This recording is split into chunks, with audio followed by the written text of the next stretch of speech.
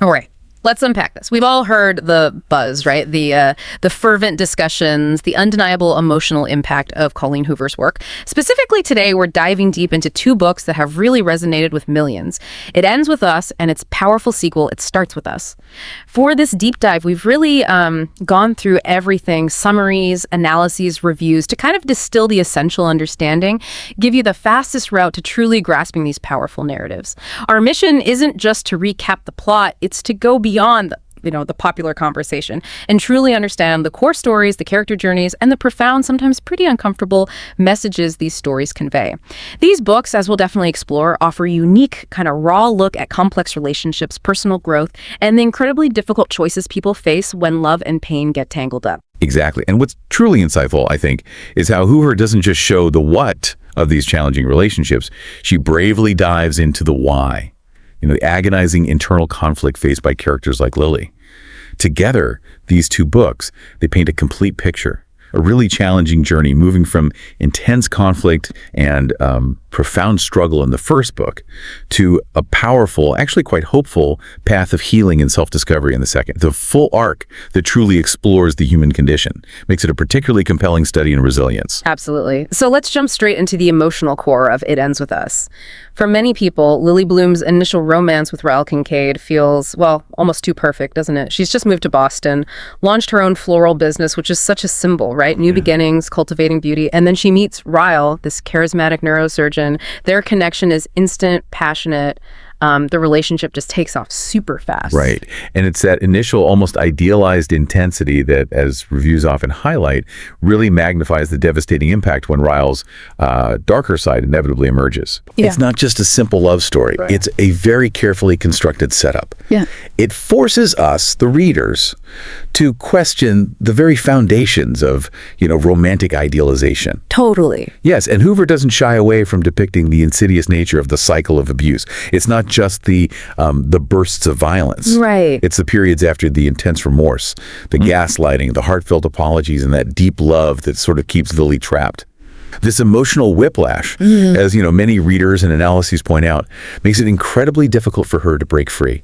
It blurs the lines between the man she loves and the pain he inflicts. It really raises an important question. How does someone reconcile that intense love they feel with such destructive, harmful patterns? That's a question many people grapple with in real life, and the book puts you right into that agonizing dilemma. And it's right at this point, when Ryle's volatility surfaces, that the story introduces a really powerful counterpoint. Lily's teenage memories of Atlas Corrigan. He was a homeless boy she helped years ago, right? And in her memories, he represented pure kindness, safety, that kind of transformative first love. Yeah. The deliberate timing of his reintroduction isn't just about, rekindling an old flame. It's a narrative device. It offers this profound, stark contrast to the darkness emerging with Ryle. It gives Lily and us a constant reminder of what a truly supportive connection can feel like. If we connect this to the bigger picture, Atlas's reappearance in Lily's adult life isn't just like a convenient plot device for a love triangle. No. It forces Lily to confront her present situation with Ryle head-on, because Atlas embodies an alternative path, right? A poignant reminder of what healthy, supportive love can actually feel like. His presence pushes Lily towards a necessary reckoning with her own reality and her future. He represents that quiet strength, that consistent, unconditional positive regard. It's such a stark contrast to Ryle's unpredictable intensity. It's the stark choice between a comfortable, maybe, yet dangerous known, and a challenging, yet safe unknown. And that reckoning leads to an incredibly difficult, really painful decision for Lily, one that has truly resonated with countless readers. Ultimately, she chooses to break the cycle of abuse. This isn't easy.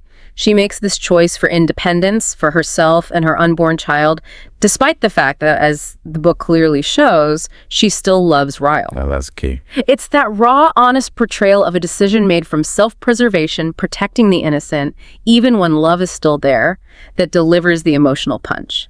The reviews consistently highlight this for It Ends With Us. It's devastatingly real, and for many, I think, incredibly validating to see that internal struggle articulated so powerfully. And what's crucial to understand about this decision is the immense internal battle it represents. Lily isn't just walking away easily. She's dismantling years of ingrained beliefs, societal pressures, and the powerful, albeit toxic bond she shares with Ryle. The sources really emphasize that her choice is a testament to immense courage, particularly when you consider the fear of loneliness, the stigma, and the profound grief that often comes with leaving an abusive relationship. Definitely. It's a moment of profound personal agency that really transcends simple romance. Lily's decision to break that cycle, even while still deeply loving Ryle, is where it ends with us truly delivers its gut punch. But for many readers, that decision also raises a crucial question. What comes after? How does one heal and rebuild from such a profound shift? And that essentially is where It Starts With Us picks up the story. It offers a different kind of bravery, I think. It picks up right after Lily makes that brave, life-altering decision to leave Ryle. Now she's navigating a new reality as a single mother. She's trying her best to co-parent with Ryle, but always with this intense challenge of protecting her daughter from his inherent volatility. It's a delicate, often terrifying balancing act that highlights the enduring impact of abuse even after separation. And in stark contrast to that ongoing challenge, Lily's rekindled relationship with Atlas emerges as this source of profound stability. He's consistently patient, steady, incredibly supportive, really highlighting the difference between him and Ryle. Night and day. Totally. What's more, we get a deeper dive into Atlas's own backstory in this book. We learn about his strained relationship with his abusive mother, his role as a guardian figure to his younger brother, which really reinforces his deep capacity for empathy, stability, and unconditional love. This backstory isn't just added detail. It explains why he is so understanding and steadfast. It shows that his compassion isn't naive, but actually forged through his own difficult experiences. It really contextualizes his character, doesn't it? Makes his steadfastness even more meaningful. It offers a powerful example of how past trauma can lead to empathy rather than just perpetuating a cycle of harm.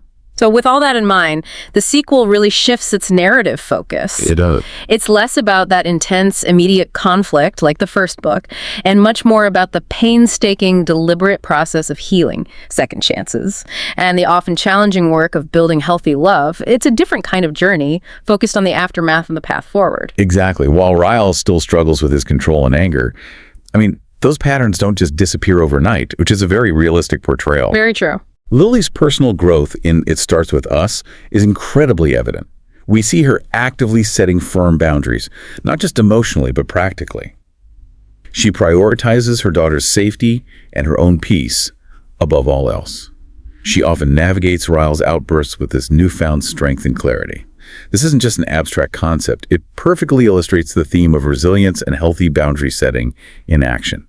It shows the practical day-to-day steps of moving forward after trauma and reclaiming one's autonomy. Yeah, it's about showing, not just telling. Precisely. Showing what healing truly entails. Okay, so here's where it gets really interesting when we pull back and look at the overarching themes of both books together. For It Ends With Us, the focus is squarely on that insidious cycle of abuse and the profound, often agonizing difficulty of leaving someone you love, even when they consistently cause you pain. The book bravely explores the psychological entanglement, that hope that things will change, the gaslighting that erodes self-trust, the sheer emotional exhaustion of living in fear. It's a deeply uncomfortable truth the book just lays bare. Then, It Starts With Us shifts to a different, equally vital narrative. It highlights healing, resilience, and the possibility of healthy relationships. It demonstrates that love can, and absolutely should, exist without control or violence. It's a testament to the power of choosing a different path. And these powerful themes are driven by incredibly nuanced character arcs. Lily, for instance, undergoes a truly powerful transformation. She moves from being caught between intense passion and that desperate need for safety into becoming a strong woman who consciously chooses her self-worth.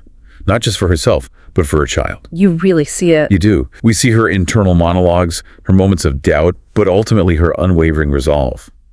Ryle is also portrayed with a fascinating complexity, a point often discussed in reviews. He's not just a one-dimensional villain. He's depicted as someone shaped by his own childhood trauma, making his outbursts stem from deeply ingrained issues. However, and this is crucial. Yes, absolutely crucial. The source material and reader reactions consistently make it clear that he is still undeniably accountable for his abuse. This nuance is vital for understanding the story's depth and avoids simplifying a very real-world problem. It forces readers to grapple with the uncomfortable truth that trauma can lead to harmful behavior, which must still be condemned. Right. It doesn't excuse it. Never. And then Atlas, as we've discussed, consistently serves as that symbol of stability, kindness, and the genuine possibility of healthy love. He acts as that vital, unwavering foil to Ryle's destructive patterns. He represents a love that is earned through respect and patience, rather than just explosive chemistry. And all of this is delivered through Colleen Hoover's distinctive writing style, which is, often a point of both praise and critique. It's very conversational, emotionally charged prose. It truly makes the books accessible and relatable to a huge audience. She has this masterful way of balancing these incredibly heavy, sensitive themes with intimate, personal storytelling, often through Lily's journal entries. That allows for a deep dive into her internal world. Yeah, those journal entries are key. That intimate style is a big part of why her books resonate so deeply and quickly pull readers into the characters' emotional landscapes. The way she uses those direct, often raw internal thoughts is incredibly effective. It's that direct, unvarnished style that really connects with her audience. She's not hiding behind flowery language. She's laying bare the emotions. And that brings us to the acknowledged strengths and weaknesses of these books, as noted in the sources we looked at. On the strengths side, reviews consistently praise their honest and emotional exploration of domestic abuse. Readers often find a mirror for their own experiences or a window into a difficult reality. The characters, particularly Lily, are seen as incredibly relatable, facing realistic struggles that make it easy for readers to connect and root for their journey. The engaging pacing keeps readers hooked, often described as unputdownable. I definitely heard that a lot. And of course, Atlas and Lily's romance in the second book offers that hopeful resolution that so many readers crave. It provides a sense of closure after the raw intensity of the first book. Those strengths certainly speak to the massive popularity and emotional impact these books have had. Huge impact. But for a balanced perspective, we should also touch on some of the criticisms noted in the sources. Some critics feel that it starts with us, lacks the intense emotional punch or maybe the narrative drive of the first book. Perhaps because it's focused more on healing and rebuilding than on that escalating conflict that defines... It ends with us. It's a different energy. Yeah. It shifts from explosive drama to more quiet internal strength. Additionally, the writing style, while accessible, can be considered overly simple for readers looking for more, say, literary depth. Yeah. Complex metaphors, experimental prose, that kind of thing. Right. The directness, which is a strength for some, is seen as a weakness for others who desire a different kind of artistic expression. And this raises an important question, I think, about what different readers seek in a story that tackles such profound emotional journeys. Is it the raw intensity and direct relatability, or is it a more stylized, nuanced literary approach? Both are valid perspectives on storytelling, obviously. Indeed, and it often highlights a distinction in what readers value. For those seeking that direct, empathetic connection to characters navigating trauma and healing, Hoover's style is incredibly effective, hugely effective. For those seeking perhaps a more complex or challenging narrative style, yeah, it might fall short. But the sheer volume of readers who have connected so deeply with these stories really speaks volumes about their power. So what does this all mean for you, our listener? Well, these two books together offer a truly comprehensive story about breaking painful cycles and choosing healthier futures. It Ends With Us is the one that really delivers that gut-wrenching emotional punch. It forces a confrontation with incredibly difficult realities and showcases Lily's initial agonizing steps towards independence. Yeah, the hard part. And then It Starts With Us steps in to provide that much-needed closure and a powerful, realistic path toward healing and building healthy relationships. It's a complete journey, not just a snapshot. It meticulously guides readers through the struggle and into the light. Indeed. The universal value of these stories lies in their powerful exploration of self-worth, resilience, and the immense courage it takes to advocate for one's own peace and safety, especially when it involves leaving behind someone you once loved.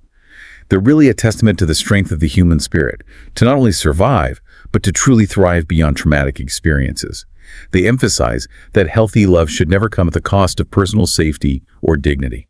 So well put. Okay, so as you reflect on Lily's journey, from that immense struggle to choosing her own path, consider not just the big dramatic moments, but the quiet daily acts of courage she demonstrates. Here's something to think about long after this deep dive. What cycles in your own life, or perhaps in the stories you encounter, resonate with this idea of choosing a path of healing and self-worth, even when it's incredibly difficult and goes against expectations?